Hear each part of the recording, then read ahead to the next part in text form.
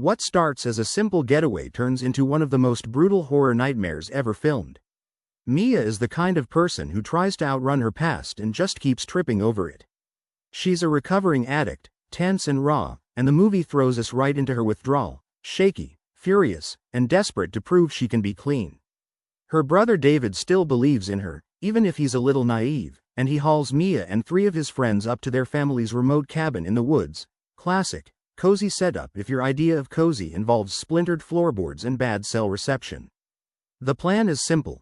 No pills, no drugs, no distractions, and a few nights to get Mia sober. Naturally, nothing stays simple for long in this franchise. They arrive and try to make it a detox retreat. David wants to help. Olivia, his girlfriend, is practical but sympathetic. Eric is slick and a little edgy.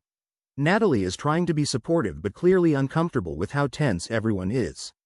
Mia is vibrating with withdrawal, hallucinating and lashing out, but there's a stubborn core to her that keeps her fighting. She's the movie's beating, damaged heart. The cabin itself is the other main character. An old place with a locked cellar, a past you can smell, and a box of things best left buried. Curiosity, and that human flaw of poking at closed doors, wins out.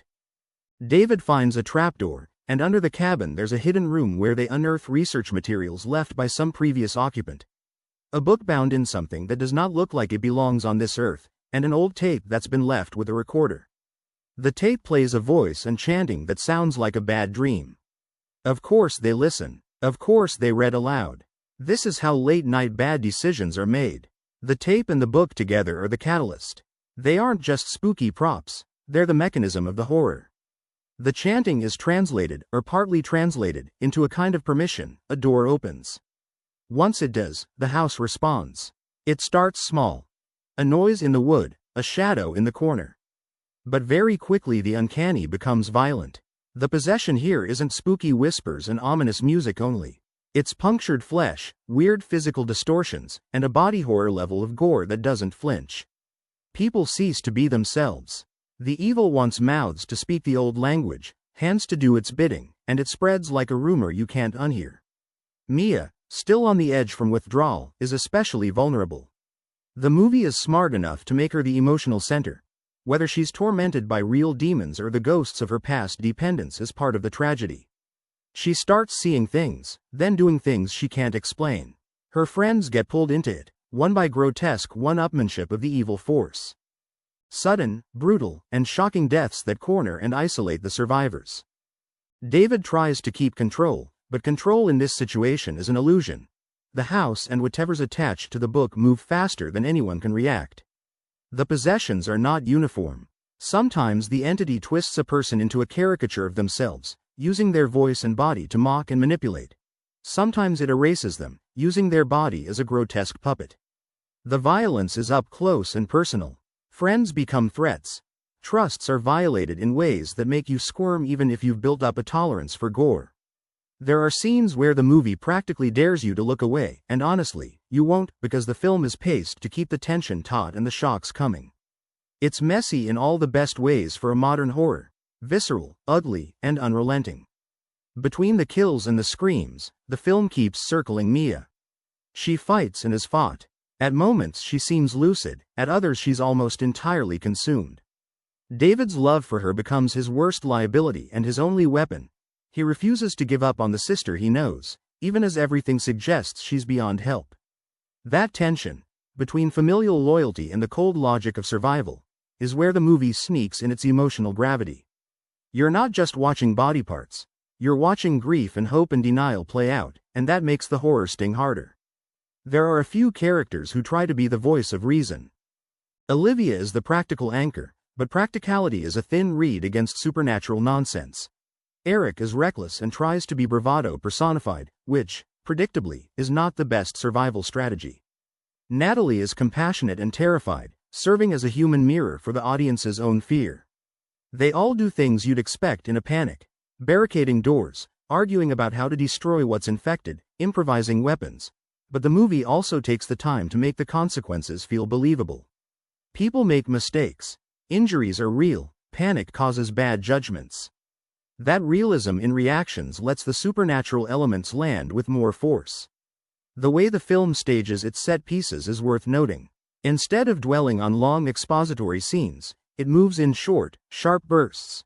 A scream, a cut, a messed up peel of reality, then a quieter moment where the survivors gather their breath and consider what to do next. Those quieter moments are the most brutal, because they're where character is revealed. You learn who's willing to sacrifice, who clings to hope, and who will snap under the strain. The movie doesn't try to be sarcastic or meta, it plays the horror straight, which only amplifies how devastating the consequences feel. At one point, the characters realize that the book is the source. Decisions are made to destroy it, to burn it, even as doubt creeps in about whether destroying it will do anything but anger what they've awoken. There's a sequence of attempted containment that reads like a litany of desperate solutions. Chains, locks, prayers, rational arguments that barely hold because this evil answers only to itself. The cabin becomes a maze of danger. Places that were once shelter are now traps.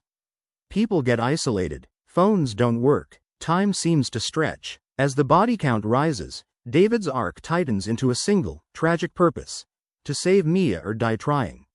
He is forced to make impossible choices about whether to risk others to try to reach her, whether mercy exists in a place like that, and what it means to be human when your humanity has been hijacked. His attempts at rescue are ugly and courageous and ultimately heartbreaking. He confronts the possessed Mia in moments that feel more like a wrenching family argument than an action scene, because underneath the possession there's still a person who matters to him. The film uses that to land emotional punches. The viewer gets why he can't just walk away. Without giving away every grim beat, the final act becomes less about clever rules and more about endurance.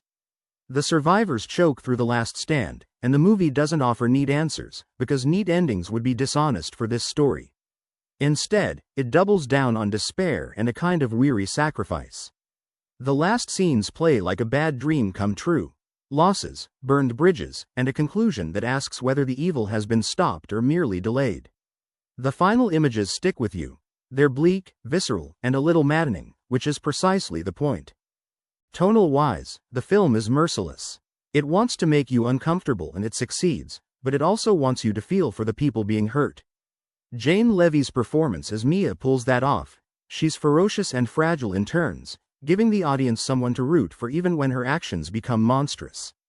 Everyone else on the cast does solid work supporting the chaos, making it feel like a genuine group of friends whose dynamics are recognizable.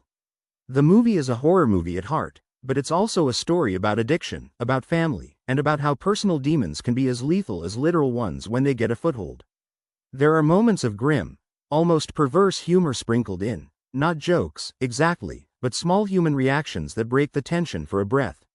When pushed to the edge, these tiny bits of levity make the terror sharper.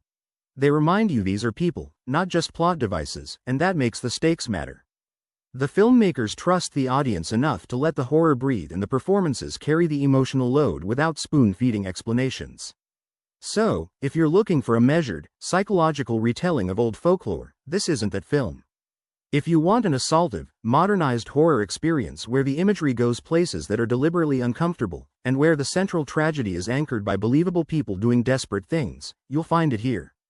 It's not subtle, but it is effective, and it treats its central character, Mia, with a kind of brutal sympathy that turns the gore into something emotionally meaningful. By the time it ends, you'll be rattled.